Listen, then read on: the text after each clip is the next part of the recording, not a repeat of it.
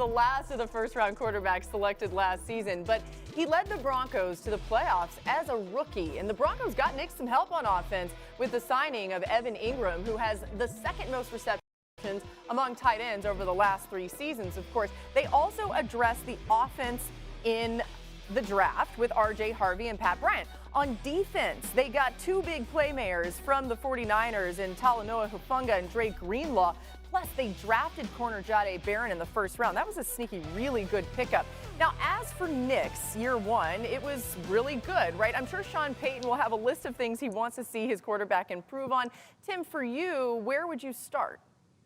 I think where I would start is this. I felt like at times he was really streaky. When he was on, he was really good. Like, go look at week 17 this past year. It was like he couldn't miss. Then there were games where it was like he couldn't get in a rhythm. You know, it was like hovering around 50% completion percentage. Felt like there were times that he was off and he couldn't find it.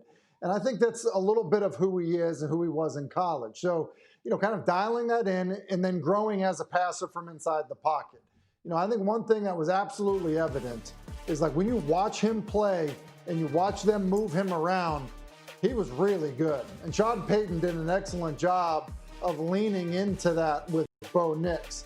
I think the growth from inside the pocket, much like you see from a lot of young quarterbacks, is where you can see the biggest jump from year 1 to year 2. But make no mistake about it, to do what he did this year in the AFC West, with all the expectations of all those teams in that division, to do what he did, throwing 20 passes, running for another 4. He had an outstanding rookie season. Yeah. I think he's going to get better, and I think Sean Payton is going to continue to do a good job around him. And that was an outstanding rookie season on a team where I think the organization felt like they needed to add more offensive firepower. So what are the Broncos doing for agency? They go out and grab and sign Evan Ingram, who was a weapon in Jacksonville when he was healthy. They go into the draft and use a second-round draft pick on running back R.J. Harvey. They get Bo Nix another weapon. They get him the semblance of a run game. And Tim, you're talking about what Bo Nix showed people in his rookie year and the qualities that he demonstrated. I think if you're going to speak to the people in the Broncos organization, his growth should be that much greater in a second year when he's surrounded by more weapons than he had during his rookie season in Denver. Yeah, I mean, this whole idea that he was like streaky or something, it's because the Broncos needed him to do so much so quickly. Like, Sean Payton eased him in the first few games, and yeah, they were not pretty games by no stretch of the imagination. But then there were plenty of games when they were like, they needed Bo Nix to be Josh Allen. In year 1. In big moments. So, of course, you're going to be streaky and a little bit all over the place in some of those moments. Because you're putting so much on this man's shoulders, and you're not giving him a lot to work with.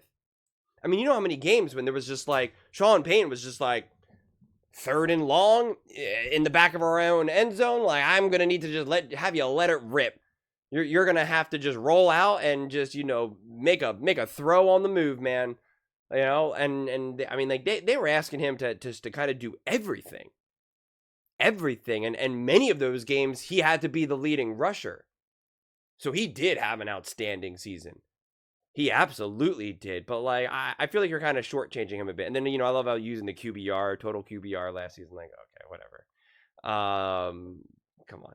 But, you know, look at what he did, like, from, like, week 5 or 6 onward. I mean, 6 onward, Bo Nix was top 9. Just under Patrick Mahomes. Patrick Mahomes was rated 84.9. Bo Nix, 84.2. From week 6 onward, I forget what I said. But, you know, week 6 to 18, Bo Nix, 26 touchdowns to 8 interceptions. Patrick Mahomes himself had 20 touchdowns, 5 interceptions. I mean, Bo Nix was balling, man. Top 5 in touchdowns in that time period. Top 8 in completion percentage. Top 7 in passing yards. I mean, I could do this all day, man. So, I mean, when you really take away the first handful of games that obviously weighed him down, I mean, he played awesome. I think people are still kind of, I don't want to say downplaying, but not really understanding just how great of a season he actually had, considering what he was working with. He had a really good O-line. He had a great defense. It's not like he was part of this trash team. He has an awesome coach, so I'm not going to act like he had like nothing to work with here. But it's, there was not a lot to work with. Like, he was given stability, no doubt about it. But in terms of like what he can do offensively with the pieces around him, I mean, like, not having a run game, I mean, come on, man, that their rushing attack was just not good and just not reliable at all. And you know how stressful that is for a quarterback, for a young rookie quarterback to go into a game, right? You got to go into like Kansas City, right? Like, I mean, like you got to play the Bengals, you got to play the Ravens. You got these big games on schedule, and the feeling is like, well, I don't know if we're gonna get anything out of our rushing attack. A good day is getting like 80 yards, and there's gonna be some games where we're not even gonna get that. Like, that is stressful. That is incredibly stressful. And just the hardest part is just also like the level of inconsistency, because like you just don't know what you're gonna get.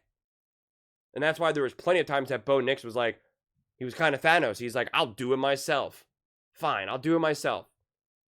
And that's what it felt like. So yeah, under those circumstances, yeah, you're going to be streaky, I guess. I mean, I don't know. I don't know. Like, to a degree, I understand kind of what he's saying, but I don't put that on Bo Nix. I put that on the Denver Broncos offense. There's like nowhere to really for him to go with the ball, or like, the receivers couldn't really get open. There was no easy plays for him to make. And so then that gets compounded when he does miss a throw, because if there was only like 5 throws for him to really make that game, and he misses one of them, it looks like, oh my God, they can't get anything going. And it's like, well, this whole offense kind of was stuck in mud a bit. And that's why they needed some weapons. But they also doubled down on defense, obviously, as we talked about. They made some big swings defensively, in especially in free agency.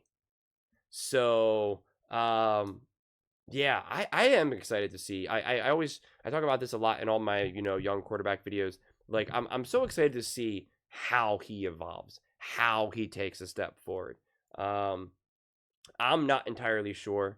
Same thing as well with I talked about this a lot of it actually, with Jaden Daniels and the Washington Commanders, and kind of this idea of like more designed runs. And I actually really want to see that with Bo Nix. I think his mobility is being slept on big time. His mobility and physicality. And again, when I'm talking about design runs, like I'm talking just getting him 5-6 yards, 4 yards, even, like seriously, like these little things, especially if you're struggling to get the run game going. Have more of these designed runs that are actually a foundational aspect, because he has the size, the strength, and the speed. That's what I want to see. That's how you can also get him settled more and make him feel a little bit less reliant on an external run game per se. Like, that's another tool in the toolbox that I think was grossly underutilized. So look at this. Bo Nix, scramble yards, 361, but only 69 designed runs. That I want to see significantly increase. I want to see the designed runs get in the 200s, because I think he can. I think he absolutely can. You got Lamar at 570, Jaden at 296, Jalen Hurts 267. I want to see Bo Nix significantly. I mean, having him not even be up there with 100, no way. No way. It should be more. So that's something that I'm really hopeful that I don't know why Daniel Jones is highlighted. That he does, because he was 12th there. And I want to see more of that. I think that adds another dimension and another layer to this offense. And, I was saying that I want to see more of that from Jaden Daniels, and Jaden Daniels is at 296. I want to see Jaden Daniels' scramble yards go down and his design runs go up, which is identical what they do with Lamar Jackson now. And it's the right way to go. It's the right way to go. But when you look at scramble yards, I mean, Bo Nix was top 7.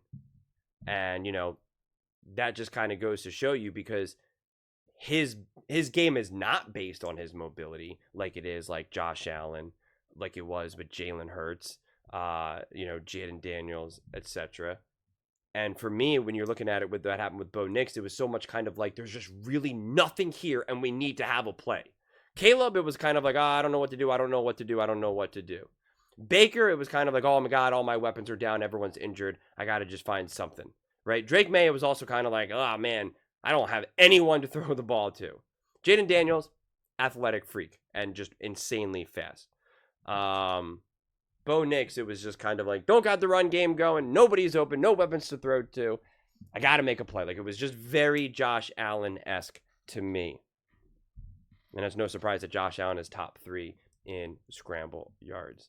So I want to see that go down, honestly. And that just puts you in such a better position. But those are just my thoughts. I'd absolutely love to hear yours. What do you guys all think about Bo Nix and Denver Broncos? What are you looking for to see the evolution of this offense and Bo Nix himself? Let me know in the comments below. I read every single comment, so whether you agree with me or disagree with me, either way, let's get in some discussions. Let's get in some fights. But ultimately, let's just have some fun. And please do consider subscribing. We are building an amazing community here, and I absolutely love to see you part of it. I want to build something that we all genuinely feel connected to. Something that we're really excited to be part of. I think we're well on our way to doing it. Please don't forget to give this video a thumbs up, as it really does help the visibility and the algorithm. Thank you so much. See you next time.